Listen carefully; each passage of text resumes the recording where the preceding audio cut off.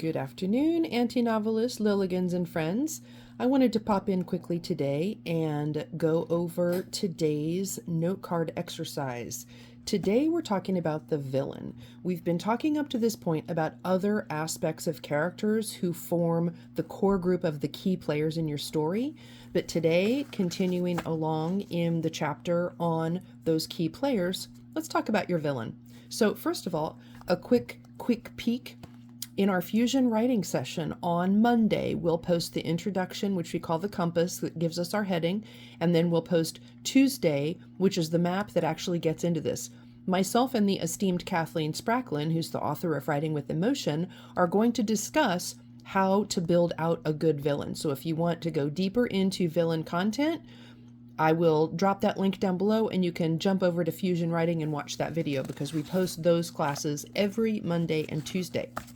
And then we meet on Saturday over in LiLLiPub, which is linked down below. And at 1 p.m. Central, we workshop whatever we want to talk about in terms of our work in progress. So with that said, the villain. So when we're talking about the villain, he has a few key components that are often overlooked when you're developing this character.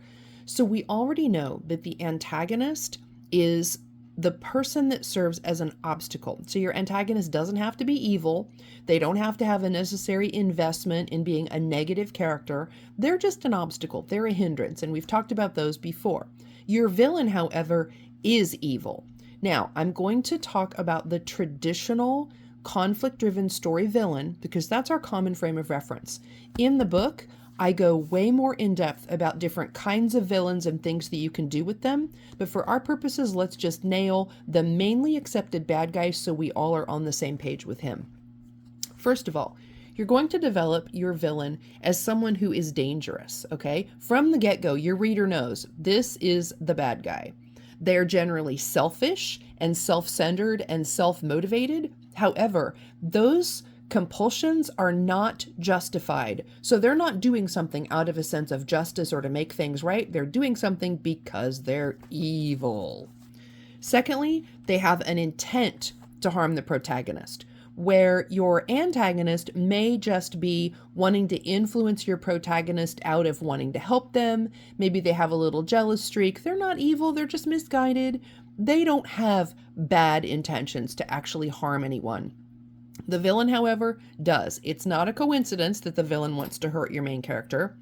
You should also consider being intentional about building out their motive. This is not an accidental conflict, okay? This is something you build out because of their motivations, and often that involves some kind of personal gain. Your villain wants to get after your main character because they want to gain a one-up.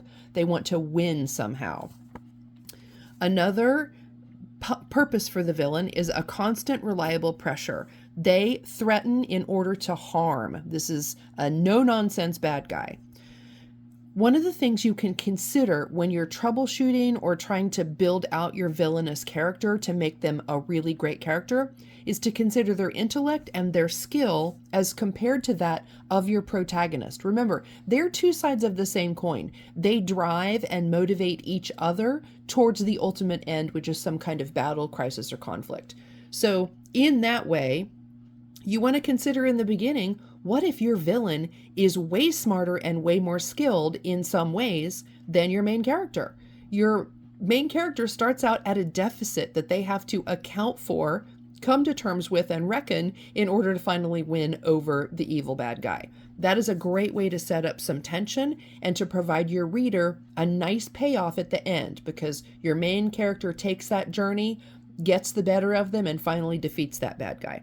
So that story arc follows from the start through the development to the finish of the story.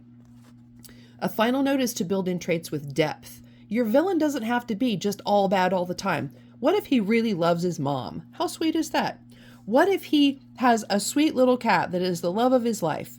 That's very sweet. So you're giving that villain just a little touch of sweet to go along with all of the bitter. That establishes rooting interest. This gives you rooting interest for that villain because it's like, but he's got this one great characteristic. So then you have a little bit of a conflict in your reader. That again is good story writing because you're giving the reader reasons to think, oh, maybe this guy can recover. Maybe he can be reformed.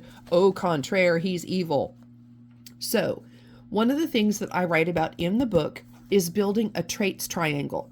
They have hard traits, they have medium traits, and they have soft traits. Their hard traits are their evil motivation to destroy the good guy. Their soft trait is maybe the fact that they love their sweet little kitten, okay? So you're giving them gradations, not just making them a paper flat cartoon bad guy. Another way to establish rooting interest for the protagonist to defeat them is give that villain something that they do that demonstrates, oh man, I can't wait until he gets his comeuppance. Sometimes we call this kick the puppy. In the beginning, early stages of a story, if your villain demonstrates that he's a real jerk by, say, kicking a puppy or, just doing something really nasty, it tells your reader right away, blinking lights, that's the bad guy. And that's a good thing because then your reader is all in with the protagonist to take him down. So the final note here is your reader should see that your villain is evil and that they're wrong. There's no question about it. There's no ambivalence. That is how you build a simple, good villain, all right? Simple because these are just the basics of that great character, and solid so that your reader knows this is the bad guy, this is who we're rooting against. So thank you as always for joining me. I'm going to leave you there today because tomorrow we are going to dive in to building out a set of cards discussing and exploring different forms of fiction. I fully understand that not everyone has 4 or 8 hours a day to spend writing a novel. Some people can't even carve out a chunk of time on the weekend. This, my friends, this section, chapter 7, I'm writing for you. This is for my people who aren't necessarily plotters, who just like to hammer out a sweet little story and love it. These are for my people who maybe don't know. There are a ton of short form stories out there. Everything from the 6-word story, literally, it's only 6 words, that Ernest Hemingway kind of made famous, all the way up to maybe just 1,000 words of flash fiction. We're going to talk about all of those different forms in between, and I'm going to walk you through how those might serve scratching that writing itch and maybe also help you build out a larger, longer project by managing it in little chunks. So I will leave you there for today. I am headed out to have a little family time on this Saturday evening, which is going to be awesome. And I will see you tomorrow when we pick up with forms of short fiction. See you tomorrow.